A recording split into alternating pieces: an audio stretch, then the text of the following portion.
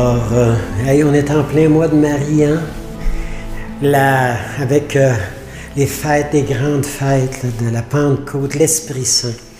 Et justement, aujourd'hui, dans l'Évangile qui nous est proposé en ce jour, c'est une promesse de Jésus. Je ne vous laisserai pas orphelin. Je ne vous laisserai pas tout seul. Je vous donne ma mère sera avec vous. Et je vous donne aussi l'Esprit Saint, l'Esprit de lumière, l'Esprit de paix. Alors, le Seigneur, sa promesse est forte, hein? Je vous donnerai un autre défenseur, un autre paraclet, qui restera avec vous pour toujours. Ça ne peut ne pas être plus clair.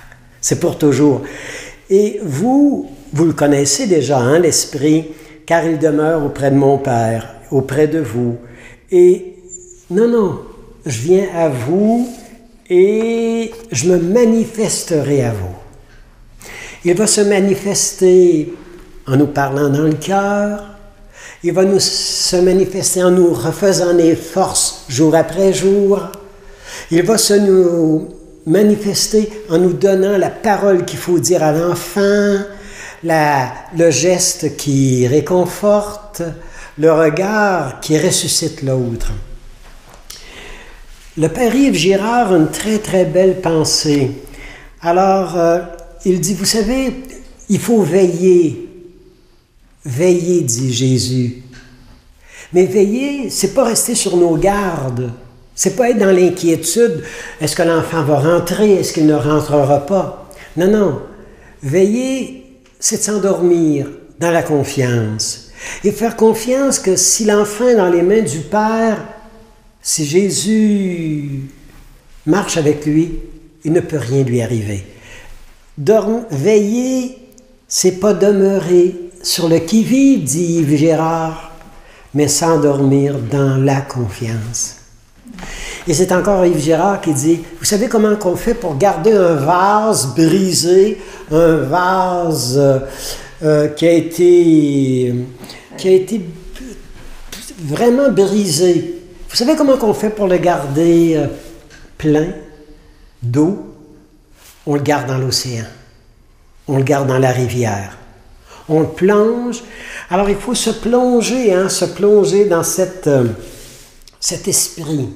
L'esprit qui nous ranime, l'esprit qui nous ravive. On raconte qu'il y a quelques années en France, les professeurs, à la fin de l'année scolaire, avaient organisé une excursion en montagne. Pas loin de leur école se trouvait une sorte de monastère très, très, très ancien qui n'était plus occupé. Mais on racontait toutes sortes d'histoires au sujet de ce... Et on racontait qu'il y avait des gens qui vivaient encore dans des cellules qui avaient été oubliées là-bas. Alors on avait organisé une excursion et les enfants s'étaient préparés et on avait dit, les éducateurs, on va aller envahir la forteresse et on va aller sauver les gens qui doivent être libérés de leur cachette. Les enfants avaient des casques, des épées. Ils sont montés dans la montagne. Et on raconte qu'un enfant d'à peu près de 4 ans et demi, 5 ans, avait arrêté, paralysé complètement. Vraiment, la peur l'avait envahi. Il n'était plus capable du tout de bouger. Et on lui disait, non, c'est un jeu, n'aie pas peur. Mais et le professeur lui demande, mais comment est-ce qu'il se fait que tu as peur comme ça? Pourquoi tu n'avances plus?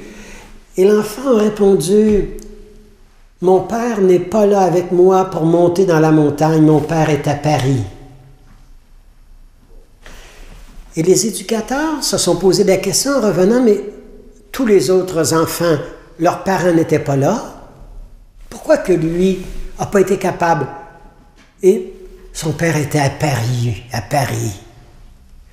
Et le psychologue leur a expliqué, vous savez, l'enfant est en train de nous dire, papa n'est pas là.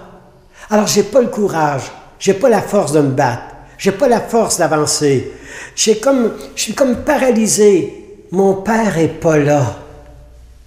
Cet enfant-là n'avait pas comme intégrer la force de son Père, la présence de son Père, l'encouragement de son Père. Alors il était comme un orphelin.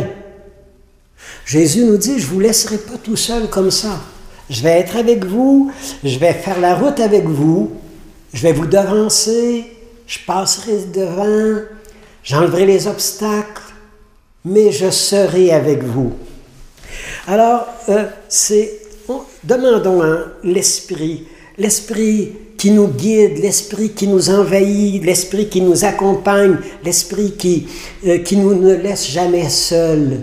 Moi, je trouve ça merveilleux. Quand j'arrive vraiment à me confier au Seigneur, quand j'arrive à m'abandonner, quand j'arrive à lâcher prise dans le sommeil et que je laisse l'Esprit me travailler, que je laisse l'Esprit me refaire dans toutes les fibres de mon être, je me rends compte que le lendemain, après le sommeil, après l'abandon, après le lâcher prise, je suis vraiment refait, une jeunesse nouvelle, des forces nouvelles. Un peu comme Martin Luther King, hein, avec son rêve de voir les Noirs des États-Unis danser avec les Blancs, se marier avec les Blancs, avoir des enfants ensemble.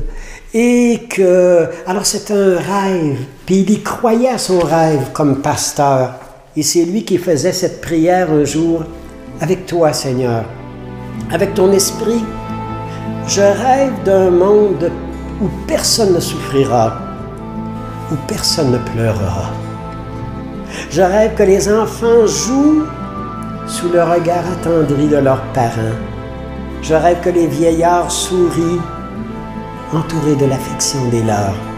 Je rêve que les humains se tendent la main. Je rêve, Seigneur, que ton royaume arrive parmi nous. Je rêve que l'amour, la vie sera là et nos forces seront refaites. Et je nous laisse avec cette belle prière que nous autres, dans notre famille, dans notre institut, alors où on croit tellement à l'évangélisation. Esprit Saint, hâte-toi de descendre en nous, qu'une vive inquiétude du salut éternel de nos frères agite nos cœurs. Que notre bouche, notre esprit, nos sens, tout notre être loue l'eau divin de nos âmes et le fasse louer. Que la divine charité enflamme tous ceux qui nous approchent et qui nous rendent fidèles, fervents en toutes choses. Amen.